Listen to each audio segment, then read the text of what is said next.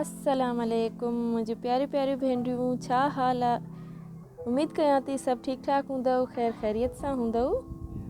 अॼु मां अवां सां ही अम्मी जी शॉल डिज़ाइन शेयर करे रही आहियां। ही शॉल मुंहिंजी अम्मी जी आहे जेका मां अवां सां अॼु शेयर करे रही आहियां।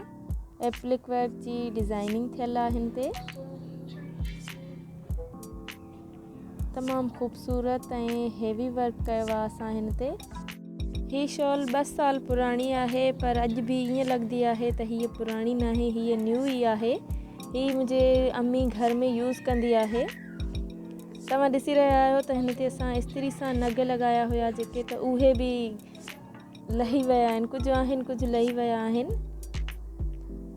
मां असां शेयर थी कयां त असां ही पैचिस लॻाया आहिनि पूरी शॉल ते ऐं बॉर्डर लॻाई आहे। बॉर्डर असां हेवी रखी आहे। असांजी अम्मियुनि खे हेवी कमु ॾाढो पसंदि हूंदो आहे, इन जे करे असां अम्मी खे हेवी ई करे ॾिनो आहे। ॿियो कंहिंजी अम्मी खे हेवी वर्क पसंदि आहे कमेंट करे ज़रूरु ॿुधाइजो।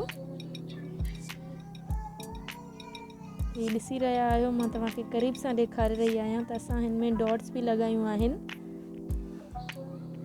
वीडियो पसंदि अचे त वीडियो खे लाइक ज़रूरु कजो। चैनल ते न्यू आहियो त चैनल खे सब्सक्राइब बि ज़रूरु कजो। मिलंदासीं इंशाअल्लाह नेक्स्ट वीडियो में। पंहिंजो ख़्यालु रखिजो। अल्लाह हाफ़िज़।